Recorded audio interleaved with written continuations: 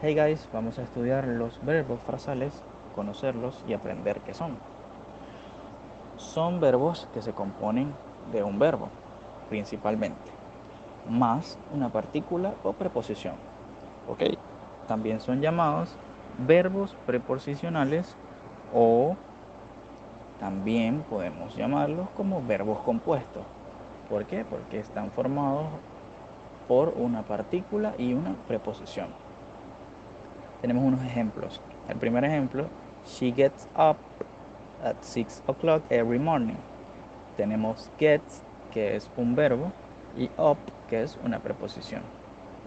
Muy importante saber que los verbos frasales son frases adaptadas de las personas de habla inglesa. Por lo tanto, cuando se utilizan los verbos frasales, normalmente no tienen el mismo significado que tendría el verbo en su forma simple. En este ejemplo nos dice, ella se levanta a las 6 en punto todas las mañanas. En el segundo ejemplo, turn on, tenemos turn, que es el verbo, y on, que es la preposición. Turn on the television, that program is starting now. Enciende la televisión, ese programa está comenzando ahora. Los verbos compuestos o los verbos frasales deben aprenderse individualmente como los verbos normales.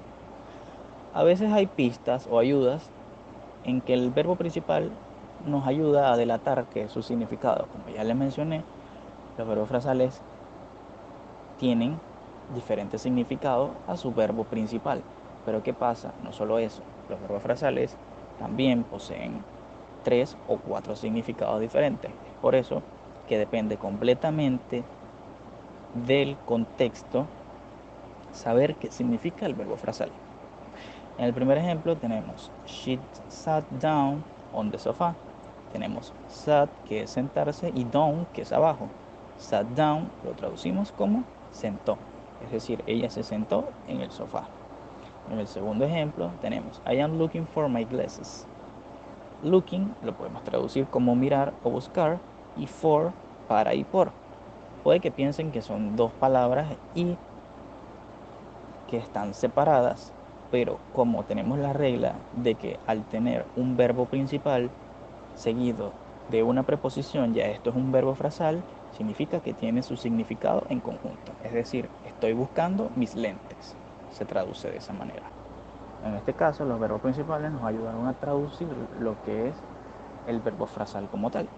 Pero a menudo no hay ninguna ayuda con el verbo principal. Cambia completamente el significado. Primer ejemplo de esto. I didn't want to speak to her, so I hung up. En este caso, nos dice que hung puede ser colgar y up, arriba. Colgar, arriba. Pero la traducción nos da que no quería hablar con ella, así que colgué. Estamos hablando de colgar el teléfono. ¿Ok? El segundo ejemplo. We had to put our cat down last year. It was terrible. Tenemos put, que significa poner, y down, que significa abajo. Pero la traducción nos dice, tuvimos que bajar a nuestro gato el año pasado. Fue terrible. Sí, una vez que ya sepas que los verbos frasales están compuestos por un verbo principal y una preposición seguida, hay que aprender que hay verbos frasales que son separables y otros que no se pueden separar. ¿A qué me refiero con esto? Cuando separas el verbo de la preposición y en el centro o en el medio de estos dos se le agrega un sujeto. Aquí tenemos un ejemplo.